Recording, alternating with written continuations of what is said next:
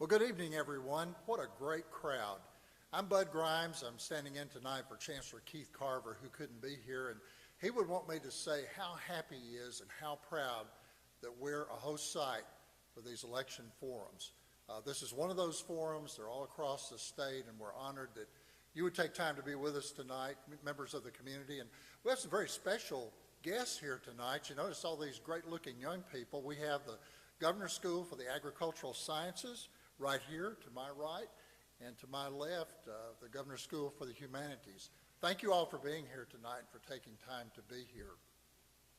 This forum is a result of a partnership between the University of Tennessee System and USA Today Network Tennessee.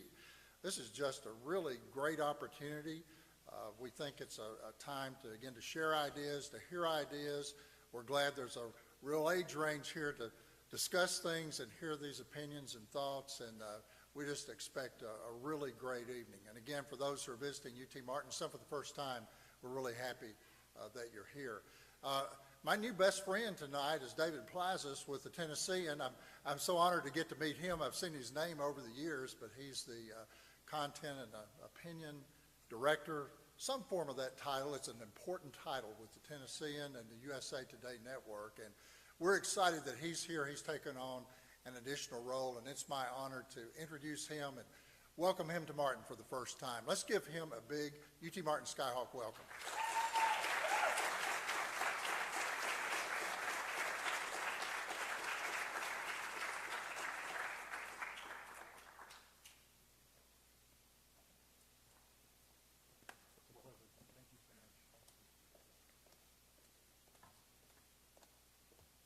Good evening, ladies and gentlemen.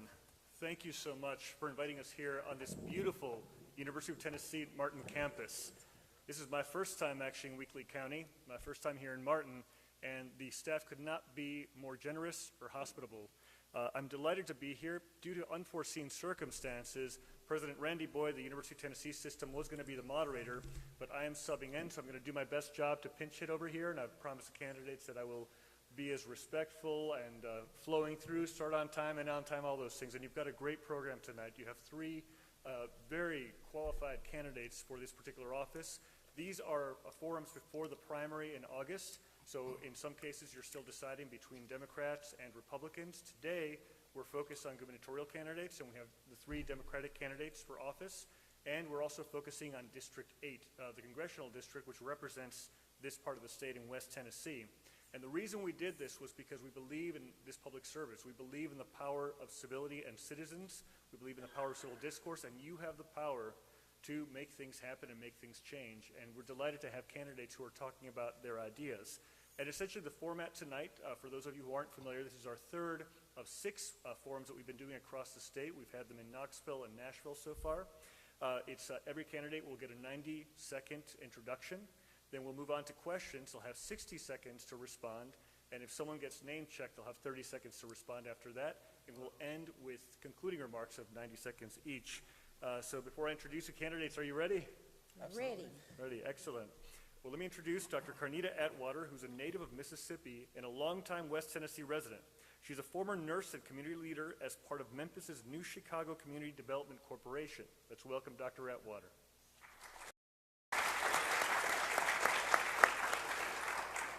Next, Dr. Jason Martin was raised and educated in Alabama. He is a physician and business owner and has worked at Vanderbilt and Meharry Medical College training physicians and is a healthcare advocate. Let's give a round of applause for Dr. Martin. And last but not least, let's welcome Councilman J.B. Smiley of Memphis. He is a native Memphian, collegiate and semi-professional basketball player, a University of Arkansas graduate. He's an attorney and was elected to the Memphis City Council in 2019. Welcome, Councilman Smiley. We have a timekeeper down here who's going to do a great job of keeping me on track. And with that, we'll start the order of introductions with Dr. Atwater, then Dr. Martin, and then Councilman Smiley. So you each have 90 seconds to introduce yourself. Let's start with Dr. Atwater. Good evening, and thank you for being here. My name is Dr. Carnita Atwater. I have worked in the capacity of academic dean, dean of medical studies, dean of student affairs, adjunct professor, medical director, hospital administrator, and I am a community advocate. I am a boots on the ground individual, and I could be the next governor with boots on the ground. I believe in putting people back into politics. So I would like for you to think about everything I say tonight. I look for people that I represent from the underground, the underserved, and the marginalized people. I'm a farmer by nature, so I represent the farmers also too. So thank you for being here. Thank you very much. Dr. Martin.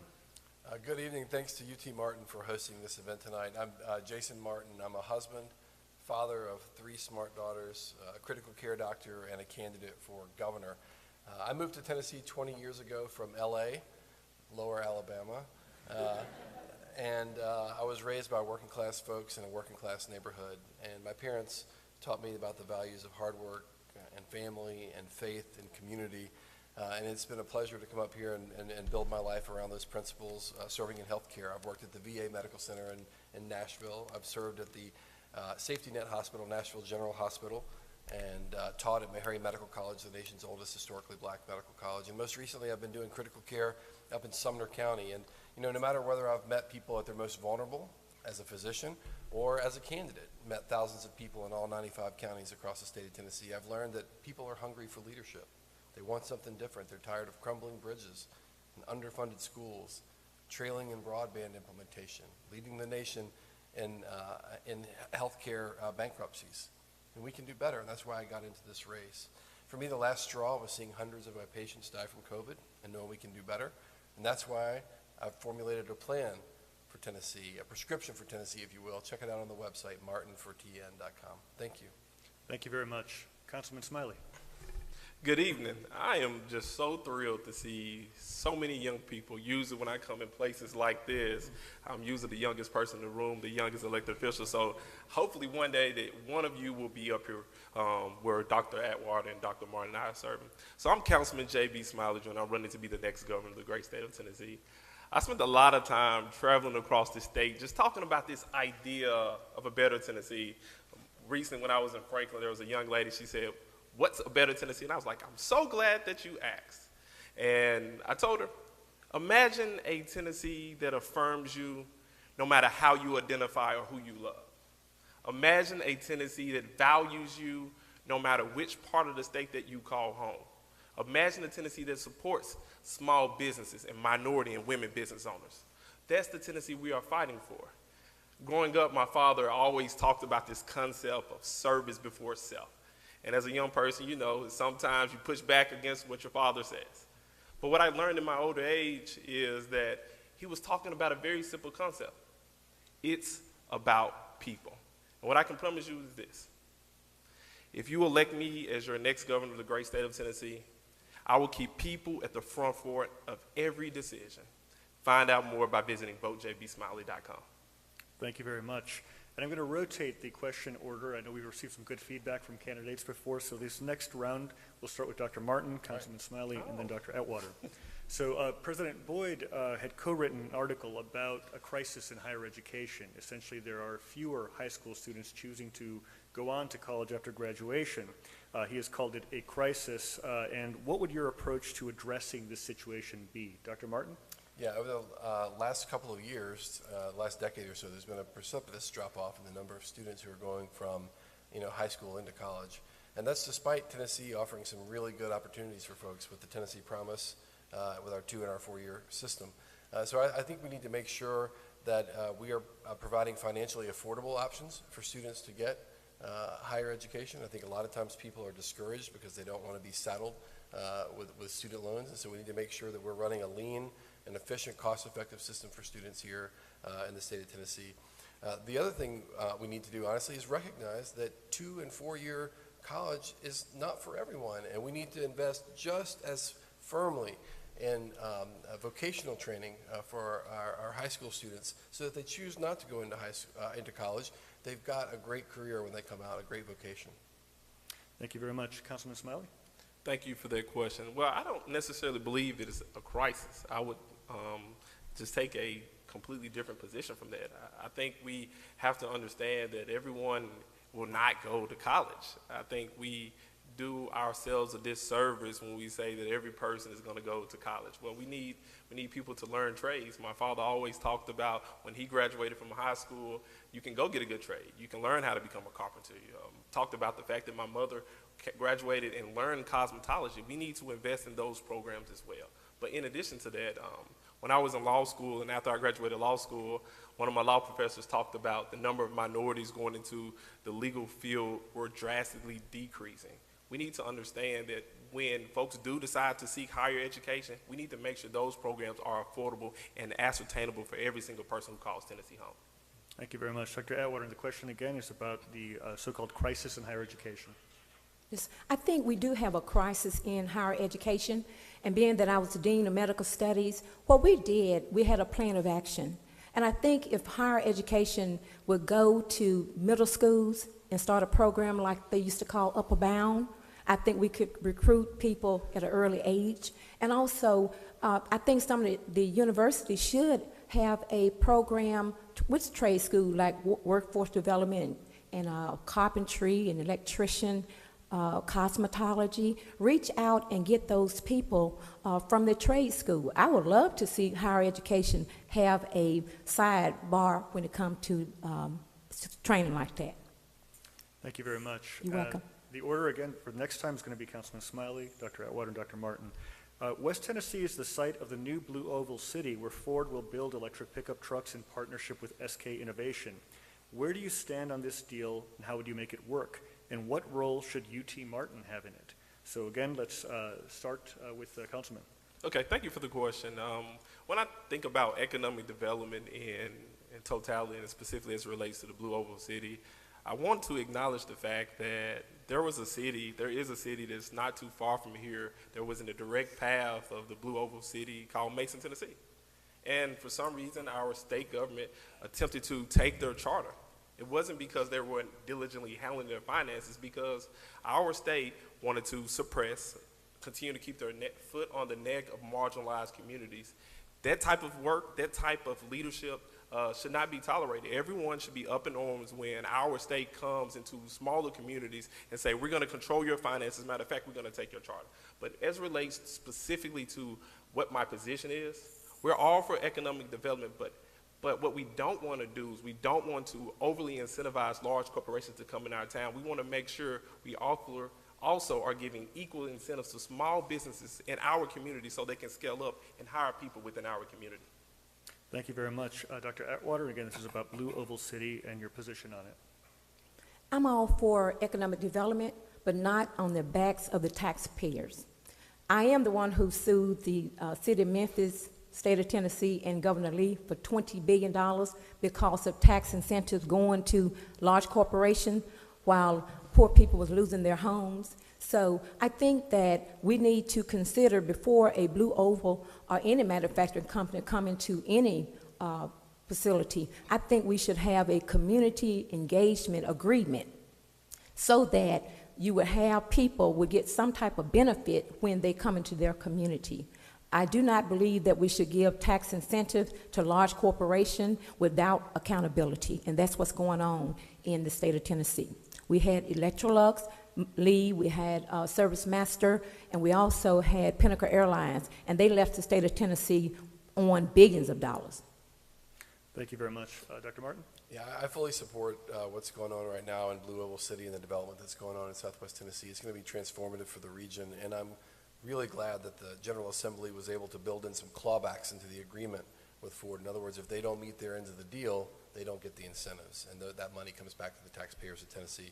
I also want to point out that this is a huge deal, not only because it's a car maker coming to Tennessee, it's an electric car plant, right? So we're leading the green energy revolution right here in Tennessee, whether it's Volkswagen in East Tennessee, GM in Middle Tennessee, now Ford coming to West Tennessee. We are leading the nation when it comes to the green automotive revolution, and that's bringing a lot of other technologies with it. It's bringing battery developers and other secondary suppliers. So this is going to be transformative for us.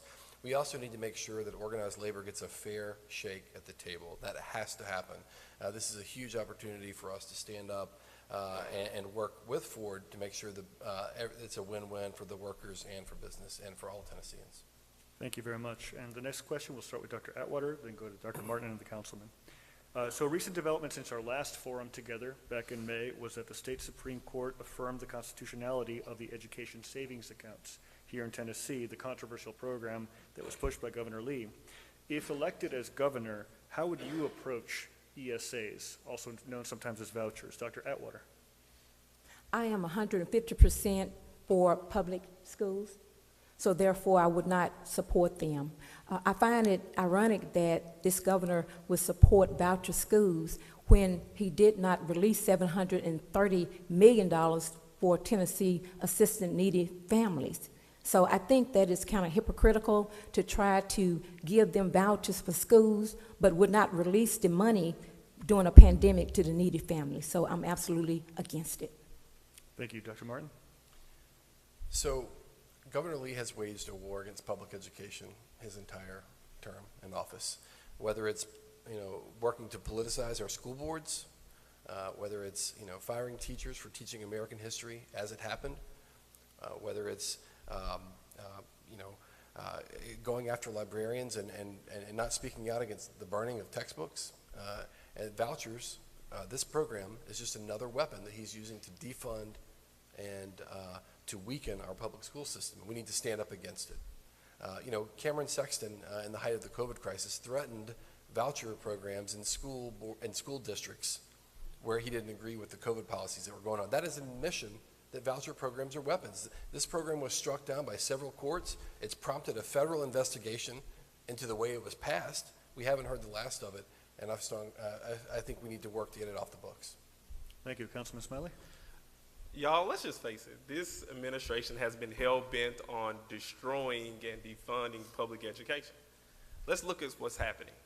They are attempting to create a new institution, a private school funded by public dollars. This never was the intent of public education or how our public dollars should be spent. And let's look at what's happening with TISA.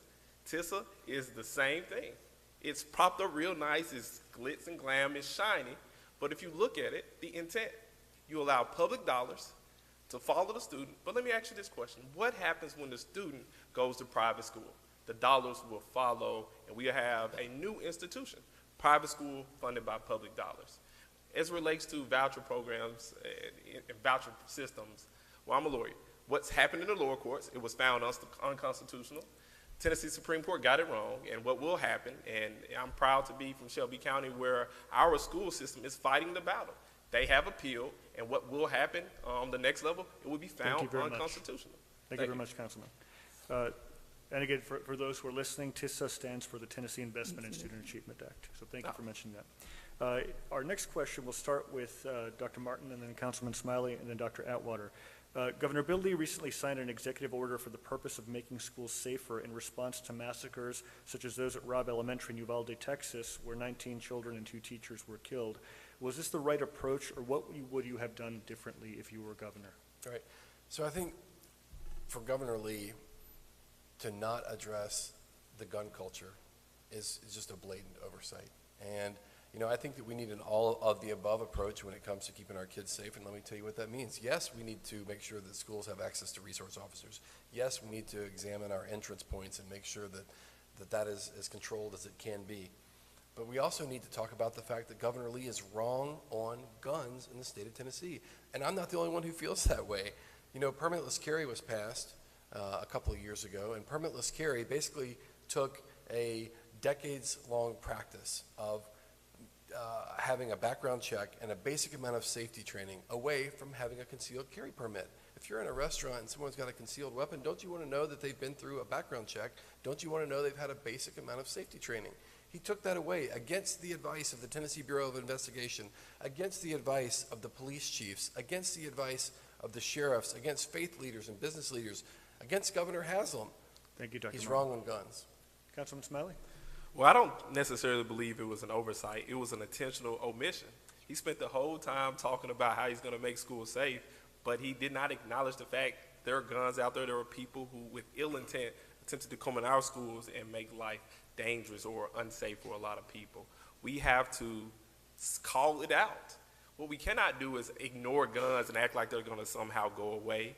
We can beef up security at schools, but it still does not take guns out of the hands of wrong-acting individuals. But as it relates to, I'm a concealed carry owner. I have my concealed carry license. But what I do understand is if I want to get behind a vehicle, I have to get a license. I have to have some type of training. We need to bring back and immediately repeal permitless carry laws. We need to implement an outright ban on assault rifles. They have no place in civilized society. They're killing weapons, and we need to get rid of them. But in addition to that, we need to bring in background checks and mental health screenings, because people who have mental health crises or are going through those times in life should not have access to weapons. Thank you, Councilman. Dr. Atwater?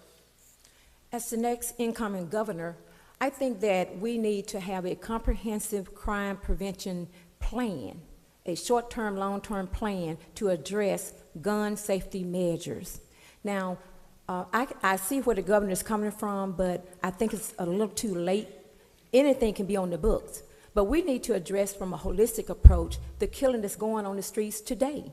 Just yesterday in Memphis, we had 3 people to get killed in a 12 hours frame. We had 354 people to get killed in Memphis and 18 children. So we need a comprehensive bill. So let's stop playing games and get to the meat of the matter. We need to have a comprehensive bill in place. Thank you very much. The next question, we'll start with Councilman Smiley and then Dr. Atwater and Dr. Martin. It's been 7 years since the legislature was first asked to consider Insure Tennessee, which would have been the version of Medicaid expansion here in Tennessee. Is this still the right approach for Tennessee, and what more should be done when it comes to health care?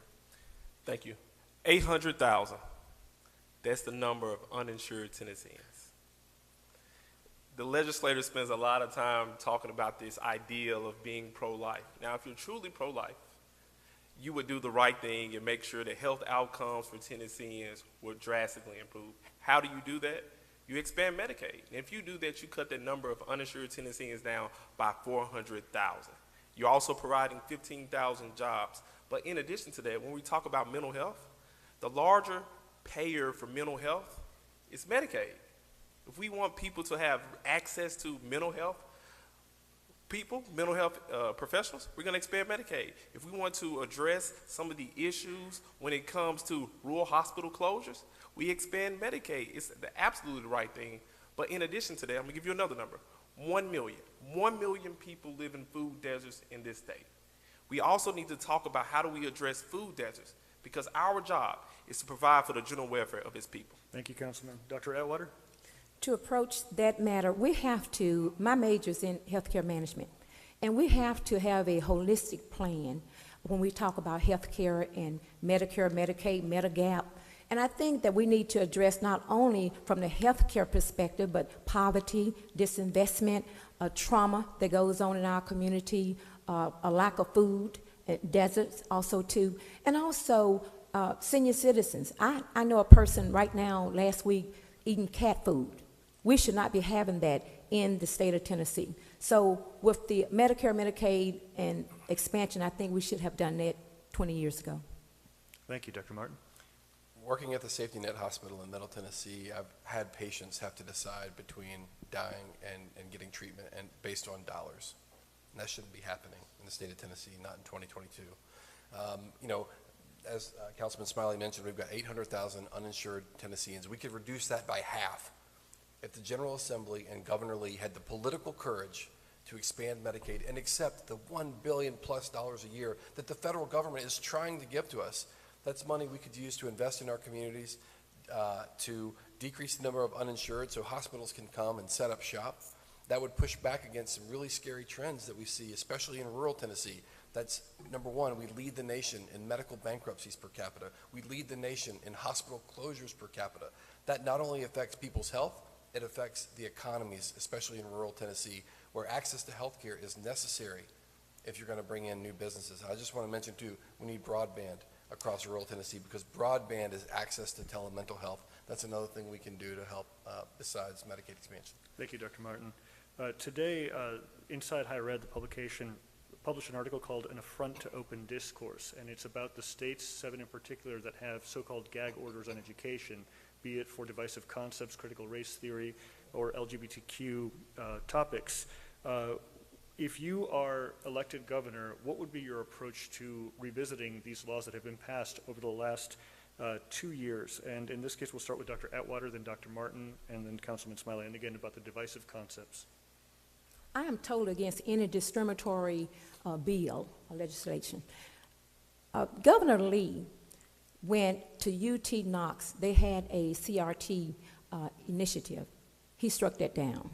He went to University of Memphis, and they had a CRT program, and he made sure the funding was discontinued.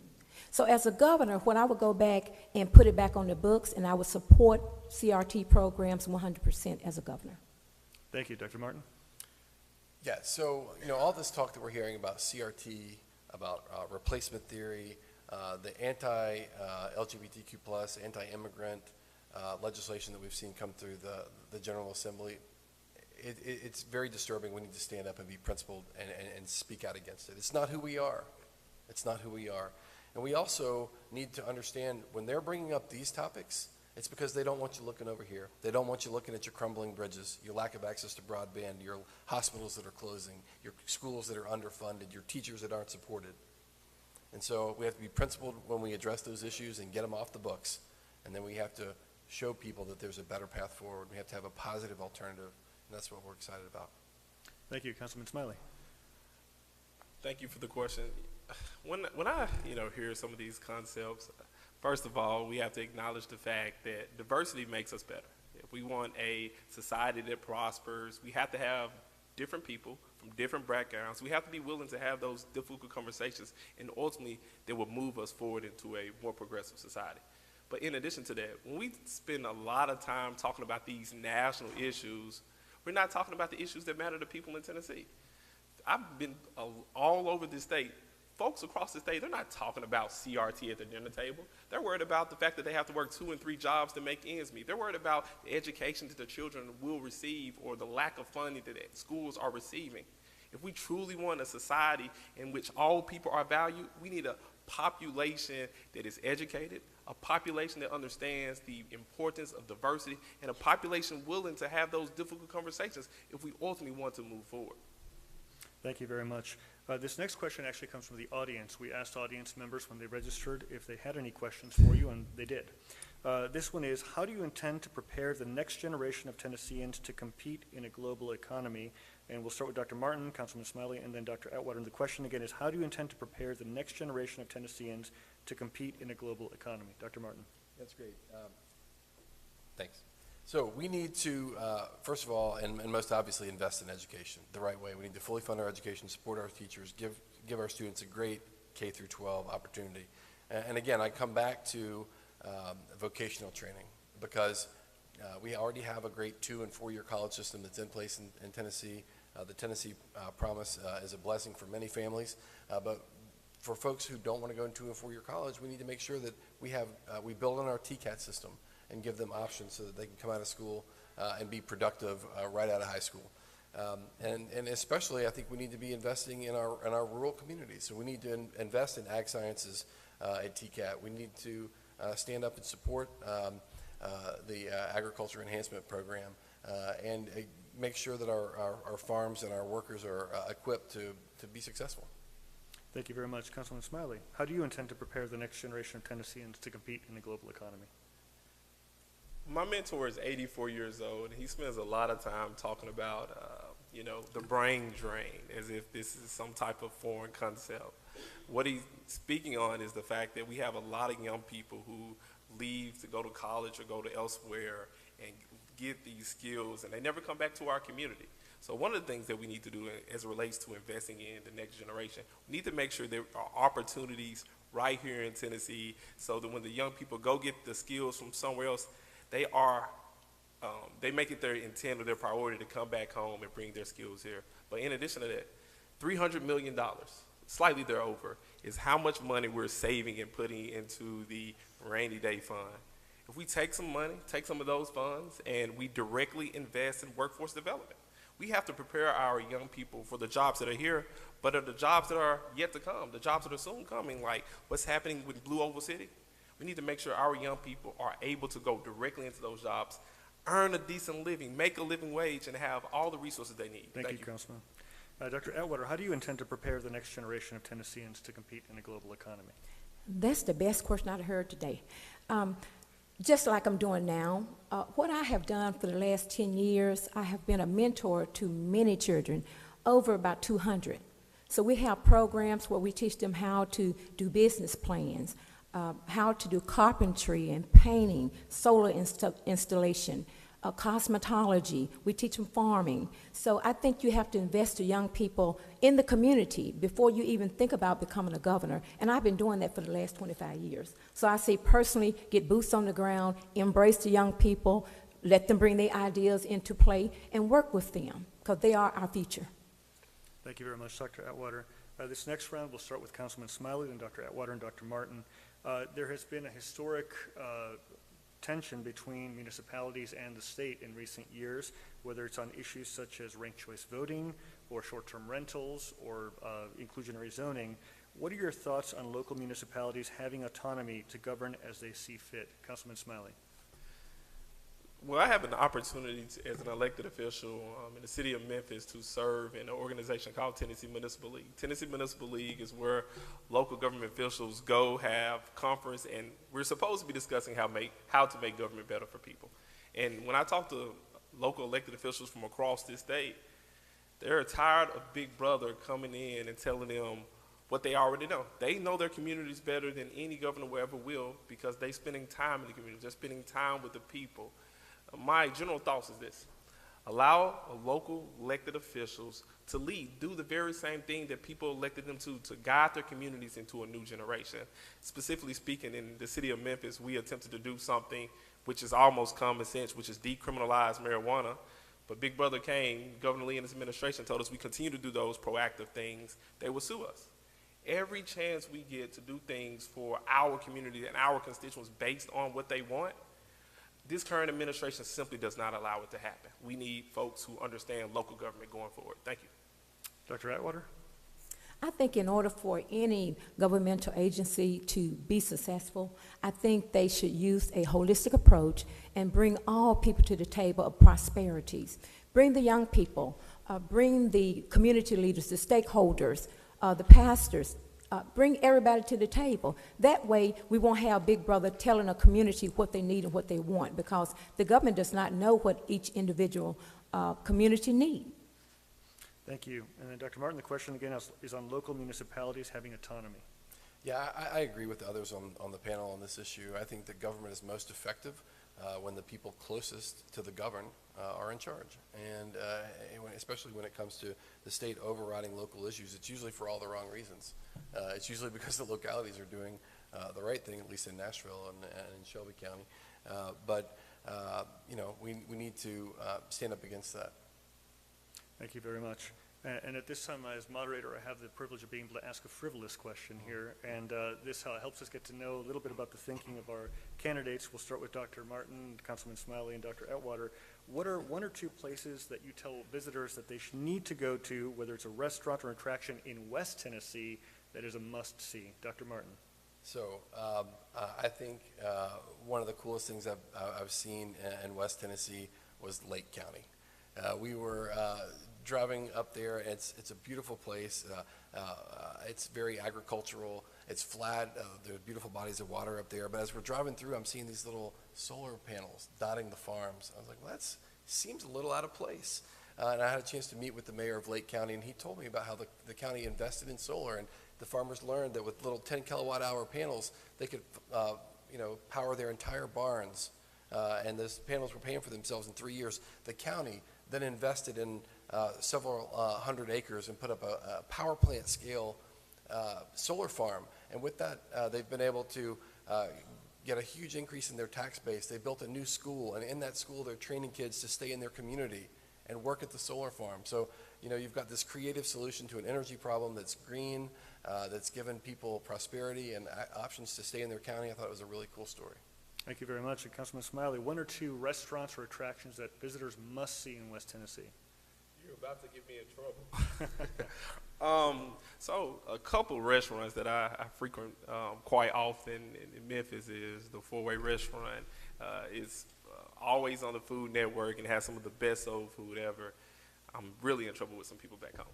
But in addition to that, I think a place that we all should visit, there's a church called the Mason Temple. When I was younger, I would always walk around the Mason Temple, but I realized the history of the Mason Temple is the location where Dr. King gave his last speech. If you can walk into the Mason Temple, it's just an aura about the place. You understand that you're in the presence of someone who completely changed this world as a young person. I'm speaking specifically to the young people here. We have the ability to change the world. We just have to embrace our power and work collectively to move our community forward. So whatever ambitions you have, it's possible. Just work for it. Thank you very much. Dr. Atwater, 1 or 2 West Tennessee attractions? Well, West, can I use another one besides West Tennessee? I would recommend people going to the Mule Day Festival because I love animals. And I'm going to tell you my story. The first time I went to the Mule Day Festival 20 years ago, I didn't know what a mule was. So it's a cross between a donkey and a horse. So I said, I love animals. I own alpacas and llamas and mules and donkeys and everything. So I went out to Somerville auction and I bought a donkey instead of a mule. So I had taken the donkey home, and then the donkey that night, I bought the donkey for $20. I returned the donkey for free. So that was, but I said, everybody needs to go to Mule Day. And that's in beautiful Murray County there in Middle Tennessee. Thank you so much for and for the sound effects. We appreciate it very much. This next question is, we'll start with Councilman Smiley and Dr. Atwater and Dr. Martin. Name a person who's had a deep influence on your life, and what's one lesson you could share with the audience? Councilman Smiley. Okay, I'm going to talk about one of my mentors. As a young person, I hang around a lot of people who have some experience, and I think it's very wise. There's a gentleman by the name of Julian Bolton. When I was running for office, I went into a community and I introduced myself as, "Hi, I'm Attorney Smiley. I'm running for Memphis City Council. I need your vote and your support." And he said, "Well, let's not try that way because it seems to be that you're pretentious, that you're elitist." And I tried something different. He said, "Try it this way." And I went back into the same community and I introduced myself this way. "Hi, I'm J.B. Smiley. I'm running to be a member of the Memphis City Council. I need your vote, your support, and your influence." And they almost always ask me, "Well, what do you do for a living?" I wake up every single day and I fight for people. "Well, how do you do that?" "I practice law." And immediately what I understood by him telling me to approach people that way, we can get a lot of things done if we control how we talk to people and understand that messaging is key.